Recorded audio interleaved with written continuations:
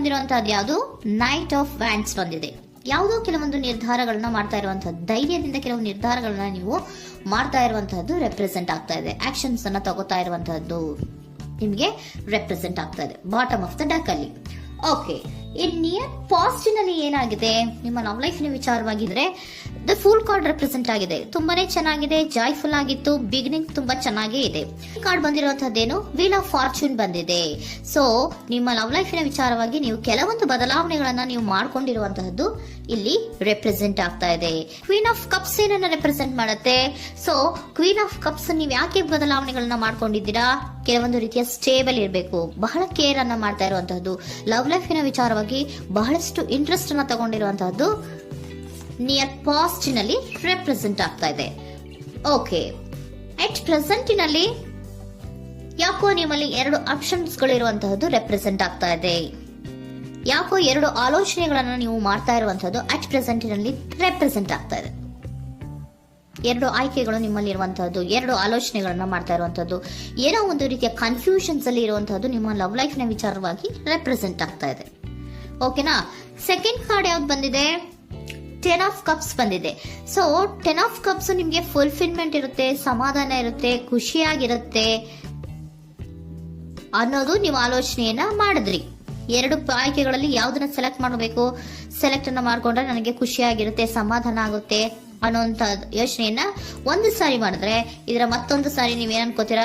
ಏನಾದ್ರು ನನಗೆ ಇದರಿಂದ ಮೋಸ ಆಗುತ್ತಾ, ಅಥವಾ ಇದರಿಂದ ನನಗೇನಾದ್ರು ತೊಂದರೆ ಆಗುತ್ತಾ, ನಾನು ರಕ್ಷಣೆ ಮಾಡ್ಕೋಬೇಕಾಗತ್ತಾ ಅನ್ನೋಂತಹ ಆಲೋಚನೆಯನ್ನು ಕೂಡ ನೀವು ಮಾಡುವಂತದ್ದು ರೆಪ್ರೆಸೆಂಟ್ ಆಗ್ತಾ ಇದೆ. ಯಾಕೋ ನಿಮ್ಮಲ್ಲಿ ಸಮಾಧಾನ ಇಲ್ಲ, ಕನ್ಫ್ಯೂಷನ್ಸ್ ಇದೆ, 2 ಆಯ್ಕೆಗಳು, ಯಾವ ನಿರ್ಧಾರವನ್ನ ಮಾಡಬೇಕು ಗೊತ್ತಾಗ್ತಿಲ್ಲ. ಸೊ ಅದಕ್ಕೆ ನೋಡಿ, ನೀವು ಬೇಜಾರಿನಿಂದ ಮೂವಿಂಗ್ ಆನ್, ಬದಲಾವಣೆ ಆಗ್ತಾ ಇರುವಂತಹದ್ದು ರೆಪ್ರೆಸೆಂಟ್ ಆಗ್ತಾ ಇದೆ. ಚೇಂಜಸ್ ಅನ್ನ ಮಾಡ್ಕೋತಾ ಇರುವಂತಹದ್ದು ಇಲ್ಲಿ ಪ್ರೆಸೆಂಟ್ ನಲ್ಲಿ ರೆಪ್ರೆಸೆಂಟ್ ಆಗ್ತಾ ಇದೆ.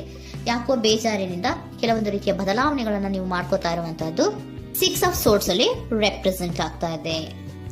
ನೀವು ಈ 6 ಆಫ್ ಸೋರ್ಟ್ಸ್ ಮತ್ತೆ ಏನನ್ನ ರೆಪ್ರೆಸೆಂಟ್ ಮಾಡುತ್ತೆ ಅಂದ್ರೆ, ನಾನು ಲವ್ ಲೈಫಿನ ವಿಚಾರವಾಗಿ ಒಂದು ಬೆಟರ್ ಆಪ್ಷನ್ಸ್ ಅನ್ನ ಸೆಲೆಕ್ಟ್ ಮಾಡ್ಕೋಬೇಕು ಅನ್ನುವಂತಹ ಆಲೋಚನೆಯನ್ನ ಮಾಡ್ತಾ ಇರುವಂತಹದ್ದು ರೆಪ್ರೆಸೆಂಟ್ ಆಗ್ತಾ ಇದೆ. ಓಕೆನಾ?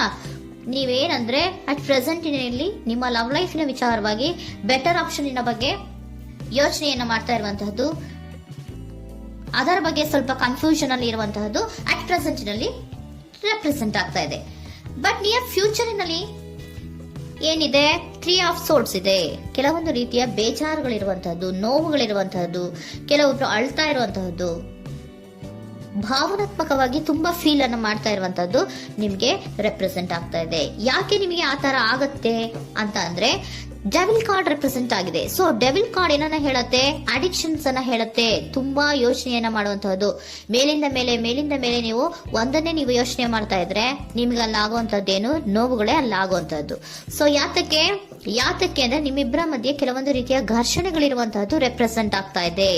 ಕೆಲವೊಂದು ರೀತಿಯ ಮನಸ್ಸು ಒಂದೇ ತರ ಆಲೋಚನೆಯನ್ನ ಮಾಡ್ತಾ ಇಲ್ಲ. ಒಂದ್ಸರಿ ಆ ತರ ಯೋಚನೆ ಮಾಡ್ತೀರಾ, ಒಂದ್ಸರಿ ಈ ತರ ಯೋಚನೆ ಮಾಡ್ತೀರಾ, ಕನ್ಫ್ಯೂಷನ್ ಅಲ್ಲಿ ಇರ್ತೀರಾ, ಏನ್ ಮಾಡ್ಬೇಕು ಗೊತ್ತಾಗಲ್ಲ.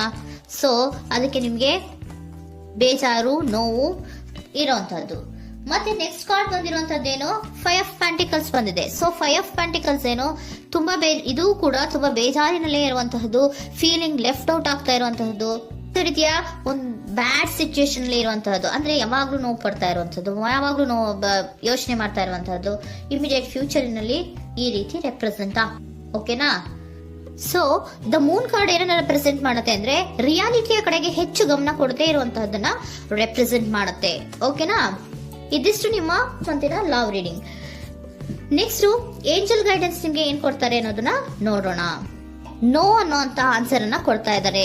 So no, not the right time. ನೀವೇನು ಕೂಡ ಈ ಕನ್ಫ್ಯೂಷನ್ ಅಲ್ಲಿ ಇದ್ದಾಗ ಯಾವುದೇ ರೀತಿಯ ಡಿಸಿಷನ್ಸ್ ನ ಮಾಡೋದಕ್ಕೆ ಇದು ಕರೆಕ್ಟ್ ಆಗಿರುವಂತಹ ಟೈಮು ಅಲ್ಲ. Perfect timing. So perfect timing ಅನ್ನ ಬಂದಾಗ ನೀವು ಕೆಲವೊಂದು ರೀತಿಯ ಡಿಸಿಷನ್ಸ್ ಅನ್ನ ಮಾಡ್ಬೇಕಾಗತ್ತೆ. ಯಾವಾಗ ಅಂದ್ರೆ ನೀವು ಮನಸ್ಥಿತಿಯನ್ನ ನೀಟಾಗಿ ಇಟ್ಕೊಂಡಾಗ, ಕೆಲವೊಂದು ರೀತಿಯ ಕನ್ಫ್ಯೂಷನ್ಸ್ ಇಂದ ನೀವು ಆಚೆ ಬಂದಾಗ, ಯಾವಾಗ ನೀವು ಕ್ಲಿಯರ್ ಥಿಂಕಿಂಗ್ ಅನ್ನ ಮಾಡ್ತೀರಾ ಅದು ಪರ್ಫೆಕ್ಟ್ ಟೈಮಿಂಗ್. ಸೊ ಆಗ ನಿಮ್ಗೆ ಕೆಲವೊಂದು ರೀತಿಯ ಫರ್ಗಿವ್ನೆಸ್ ಅನ್ನೋದು ಇರುತ್ತೆ ಅನ್ನೋದನ್ನ ಏಂಜಲ್ ಗೈಡೆನ್ಸ್ ನಿಮ್ಗೆ ಹೇಳ್ತಾ ಇದ್ದಾರೆ. ಸೊ ಹಾಗಿದ್ರೆ ಸರೆಂಡರ್ ಕಾರ್ಡ್ಗಳು ನಿಮ್ಗೆ ಏನ್ ಹೇಳುತ್ತಾರೆ ಅನ್ನೋದನ್ನ ನೋಡೋಣ. Surrender to your soul path. Your life journey has been perfectly designed for your soul growth. Embrace every lesson and every moment. ನಮ್ಮ ಜೀವನದಲ್ಲಿ ಬರುವಂತಹ ಎಲ್ಲಾ ಕೆಲವೊಂದು ಮೂಮೆಂಟ್ ಗಳನ್ನ ನಾವು ಪರ್ಫೆಕ್ಟ್ ಆಗಿ ದೇವರು ಡಿಸೈನ್ ಮಾಡಿರ್ತಾರೆ. ಅದಂದ್ರೆ ನಮ್ಮ ಲೈಫಿನಲ್ಲಿ ಏನೇನ್ ಆಗ್ಬೇಕು ಅನ್ನೋದನ್ನ ಮುಂಚೆ ದೇವರು ಬರ್ದಿರ್ತಾರೆ. ಸೊ ಅದು ಹಾಗೆಯೇ ನಡೀತಾ ಇರುತ್ತೆ. ಓಕೆನಾ? ನಾವು ನಮ್ಮ ಲೈಫ್ ನಲ್ಲಿ ಬರುವಂತಹ ಪ್ರತಿಯೊಂದು ಲೆಸನ್ಸ್ ಅಥವಾ ಪಾಠಗಳೇನಿರುತ್ತೋ ಅಥವಾ ನಾವು ಏನನ್ನ ನಮ್ಮ ಜೀವನದಲ್ಲಿ ಬರ್ತಾ ಇರುತ್ತೋ ಅದು ಒಂದು ನಮ್ಗೆ ನಮ್ಮ ಲೈಫಿನಲ್ಲಿ ಒಂದು ಲೆಸನ್ ತರ. ಸೊ ಅದನ್ನ ನಾವು ಎವ್ರಿ ಮೂಮೆಂಟ್ ಅನ್ನ ಕೂಡ ನಾವು ಎಂಬ್ರೇಸ್ ಸ್ವೀಕರಿಸಬೇಕು. ಯಾವಾಗ್ಲೂ ಕೂಡ ಅದನ್ನ ಸ್ವೀಕರಿಸಿಕೊಂಡು ಮುಂದೆ ಮುಂದೆ ಹೋಗ್ತಾ ಇರಬೇಕು. ಪ್ರತಿ ನಿಮಿಷವೂ ಕೂಡ ಒಂದೊಂದು ರೀತಿಯ ನಮಗೆ ಪಾಠ ಇದ್ದ ಹಾಗೆ ಅಂತ ಹೇಳ್ತಾ ಇದ್ದಾರೆ. Surrender unhealthy relationship. Surrender unhealthy relationship.